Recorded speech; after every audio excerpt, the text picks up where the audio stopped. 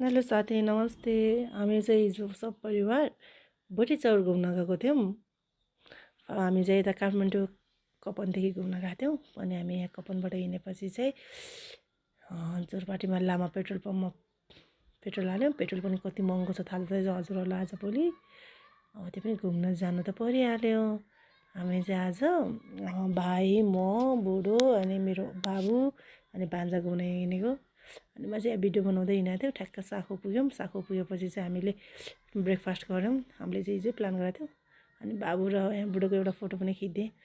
अनि हेर्नु न मेरो नक्कल बाबु अनि बुढो म छौँ यहाँ चाहिँ यसमा चाहिँ। अनि अर्को स्कुटीमा चाहिँ भाइ र भान्जा छ। अनि हामी चाहिँ जाँदा जाँदा जर्सिङ पोवा पुग्यौँ। जर्सिङ पोवा पुग्नु लाग्ने बेला त कति चिसो हो त्यहाँ त। साखु कटेपछि निकै चिसो थियो। हामी चाहिँ अघि अघि थियौँ। मेरो भान्जा र मेरो भाइ चाहिँ पछि पछि हुनुहुन्छ उहाँहरू चाहिँ। अनि हामी चाहिँ यो जर्सिङ पोवा पुग्ने बेलाको यो चाहिँ। तर एकदम रमाइलो। अनि जर्सिङ पौवा पुग्यौँ।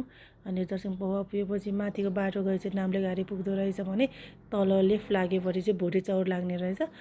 अनि हामी भोटे चौरपट्टि लागेपछि त्यो पारिको हेर्नु न भ्यूहरू कति राम्रो।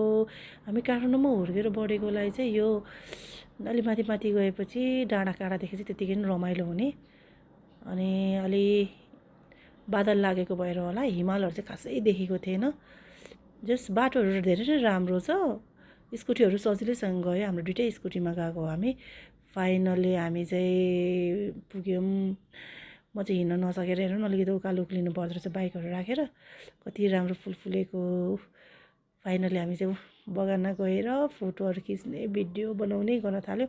मेरो बाबु चाहिँ खुसी भएर त्यो झाडी देखेर होला आमामामा मक्ख परेर। मेरो बुढो भान्जा भाइ हेर्नु न हिरोहरू मेरा बडीगार्डहरू यो चाहिँ मेरो कान्छो भाइ हो। अनि हामीले फोटोसुट गऱ्यौँ। मेरो भाइ चाहिँ फेरि फोटो खिच्नु त्यति मन पराउँदैन। बुढाबुढीको फेरि टिकटक पनि सुरु भयो त्यहाँ। मेरो बुढोलाई फेरि केही गर्न आउँदैन जति सिकाए पनि। हेर्नु न यहाँ टिकटक दुईजनाको उकालीमा पछि भनेर बनाएको हाँसे हामी दुईजना फेरि कम्ती कमेडी मान्छे चाहिँ यति आउने रहेछ नि। हामी चाहिँ त्यहाँबाट फर्केर आइसकेपछि चाहिँ यो कात्तिकेमा आएर खाना खाने प्लान गऱ्यौँ। त्यहाँ खाना अर्डर गऱ्यौँ। खाना भन्नुहुन्छ लोकल थियो यस्तो मिठो थियो यस्तो मिठो यम्मी थियो। अनि हामी चाहिँ त्यहाँबाट अनि कात्तिके गएपछि कात्तिकेबाट नगरकोटबाट चाहिँ काठमाडौँ आउने प्लान गरेर गएको थियौँ। अनि त्यहाँ आनन्दले हामी 1-1.5 घन्टा बसेर खानाहरू मजाले खायौँ। मेरो बाबुले फेरि तरकारीहरू केही नखानु खालि दाल माम हेर्नुहोस् न। अनि त्यसपछि पारि कात्तिकेबाट भ्यू हेऱ्यौँ। त्यहाँबाट फर्केपछि हामी यहाँ नगरकोटको यो ड्याममा गयौँ। त्यहाँ हामी लगभग 45 मिनट जति बस्यौँ होला। मान्छे त्यहाँ